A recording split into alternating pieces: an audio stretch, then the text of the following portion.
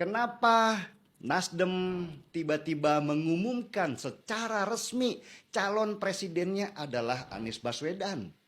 Bukankah itu menyakiti hati kader-kader Nasdem militan yang akhirnya pada mengundurkan diri karena dulu berseberangan dengan Anies waktu Pilgub DKI di tahun 2017? Kalau saya melihatnya beda ya. Saya melihatnya disinilah keunggulan Surya Paloh dalam memainkan gamenya di politik. Sebenarnya sejak awal, pada waktu Nasdem membela Anies Baswedan dalam kasus Formula E di Jakarta, saya itu sudah agak heran. Kok Nasdem bisa belok begitu ya? Dan saya baru mencoba paham ketika seorang teman bercerita kenapa Nasdem seolah mengorbankan idealismenya dengan membela bahkan mengusung Anies Baswedan. Sebenarnya dengan membela Anies dan mengangkatnya sebagai calon presiden dari Nasdem, kemenangan itu ada di Nasdem, bukan di Anies. Anies itu nggak punya partai. Dia juga bukan kader dari sebuah partai. Dia hanya beruntung menjadi gubernur DKI karena politik identitas yang dimainkan. Dan sebenarnya hampir semua partai senang dengan model pemimpin seperti Anies Baswedan. Partai lo ya, bukan rakyat. Kenapa? Karena Anies itu penurut. Dia akan melakukan apa saja yang diminta oleh partai asal ambisinya untuk menjadi nomor satu tercapai. Jadi dia bukan tipikal pemberontak yang keras kepala. Pokoknya partai pasti senanglah dengan Anies yang seperti boneka. Bisa di-style sesuai keinginan yang partai punya. Karena itulah Nasdem langsung mengambil sikap untuk membela Anies Baswedan sejak kasus Formula E beredar. Nasdem menjadi seolah-olah bodyguardnya Anies. Dan dengan menjadi pengawal Anies, maka Anies pasti akan merapat ke Nasdem dan berteman baik dengan mereka. Ini jebakan Nasdem yang pertama. Jebakan kedua, Nasdem langsung mengumumkan Anies menjadi calon presiden resmi. Anies pasti senang lah. Siapa sih yang gak senang dicalonkan partai supaya ambisinya tercapai? Yang Anies gak paham, dia sebenarnya hanyalah alat buat Nasdem untuk tujuan mereka yang lebih besar, yaitu bargaining politik kepada partai lainnya. Nasdem itu sadar suara mereka itu kecil di parlemen dan mereka nggak bisa mencalonkan presiden tanpa koalisi dengan partai-partai lainnya. Makanya mereka curi start dengan calonkan Anies supaya mereka diberitakan oleh media-media dan partai lain akhirnya menengok ke Nasdem. Inilah salah satu strategi curi perhatian ala Surya Paloh. Nah, pertanyaannya lagi, kenapa kok Nasdem buru-buru mencalonkan Anies sebagai calon presiden resminya Nasdem?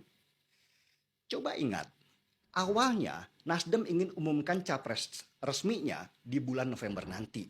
Tetapi mendadak tanggal 3 Oktober Nasdem langsung tancap gas untuk umumkan Anies Baswedan sebagai calon presidennya.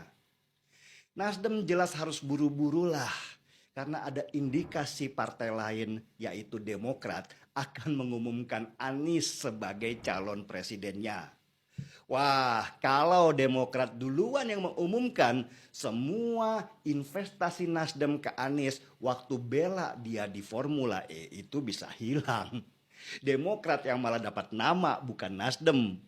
Maka Nasdem pun buru-buru siarkan ke seluruh penjuru bahwa merekalah yang pegang Anies Baswedan. Sudah mulai paham? Ini pertanyaan selanjutnya. Kenapa begitu penting Anies Baswedan buat Nasdem sekarang? Untuk jawab pertanyaan itu kita harus paham dulu siapa Surya Paloh. Apakah beliau itu murni politikus atau sebenarnya bisnismen? Buat saya pribadi, Surya Paloh adalah seorang bisnismen. Seorang pebisnis yang menjadikan politik untuk menunjang kegiatan bisnisnya. Dan sebagai seorang pebisnis besar, Surya Paloh tidak akan maulah keluar dari koalisi.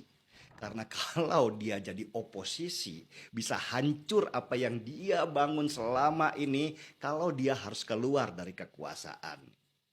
Nah, dengan memegang Anies Baswedan, Surya Paloh sebenarnya memberitahu kepada partai-partai koalisi lainnya, "Hey, gue pegang kartu as nih." Surya Paloh juga nggak yakin Anies akan menang dalam pemilihan karena jejak politik identitas yang melekat pada Anies itu sangat merugikan. Tapi kan lebih baik pegang kartu as daripada nggak pegang sama sekali yang menjadikan posisi tawar Surya Paloh lemah di hadapan partai-partai besar. Disinilah seperti yang saya katakan tadi, yang rugi besar sebenarnya adalah Anies Baswedan. Dia sudah kadung terasosiasi sebagai calon dari Nasdem yang membuat banyak partai lainnya nggak bisa mendekati dia. Dengan hanya mengandalkan Nasdem, maka Anies bisa dibuang kapan saja saat Surya Paloh nggak membutuhkan. Misalnya nih, koalisi akhirnya setuju syarat-syarat yang diajukan Surya Paloh dengan sekian menteri kalau koalisi itu nanti menang. Anies itu bisa dibuang ke jalan. Demokrat sama PKS, kalau mereka akhirnya gabung sama Nasdem, bisa manyun berduaan karena ditinggalkan. Lagi mana? PKS nggak punya duit karena sudah lama jadi oposisi. Sedangkan Demokrat terkenal pelit buat keluarkan uang untuk kampanye. Masa semua harus Nasdem yang keluarkan? Berat, guys. Tanpa gabungan dari mereka, Nasdem, PKS, dan Demokrat, Anies itu bukan siapa-siapa. Dia nggak punya partai. Dia tidak mengendalikan permainan. Benar bahwa dia hanyalah boneka saja dalam game besar ini yang hidupnya tergantung dari belas kasihan Nasdem sekarang. Tinggal Nasdemlah yang mainkan kartunya. Kalau Anies tetap dijalankan dan menang, Surya Paloh akan kuasai Anies lewat kebijakan-kebijakannya. Kalau potensinya Anies Baswedan itu kalah, ya dibuanglah cepat-cepat. Itulah politik. Di baliknya selalu ada nilai investasi yang dipertaruhkan, dan kalau sudah tidak bernilai, jangan harap nanti disapa. Surya Paloh itu pintar. Dia tahu masa pemilihan calon presiden itu masih sangat lama. Maka dia umumkan duluan supaya dia bisa mengklaim bahwa Anies Baswedan adalah miliknya Nasdem.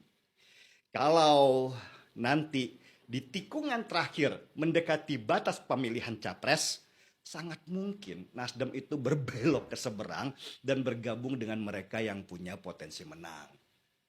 Kalau untuk sekarang ini bergabung dengan PDI Perjuangan dan Gerindra bukan hal yang menguntungkan Nasdem, karena ada wacana dari kedua partai besar itu ingin jadikan Prabowo dan Puan sebagai calon presidennya. Tetapi nanti jika PDI Perjuangan akhirnya mencalonkan Ganjar Pranowo yang punya potensi menang besar, bisa jadi Surya Paloh akan cepat berpindah dan meninggalkan Anies Baswedan dengan ambisinya yang luluh berantakan. So teman, gak usah baperan. Inilah politik, dinamis dan cair. Gak ada teman di sana, yang ada hanyalah kesamaan kepentingan. Dan juga gak perlu setuju dengan analisa saya, karena bisa jadi benar, bisa jadi juga salah. Hanya waktu nanti yang menentukan. Yang penting kita seruput kopi bersama-sama.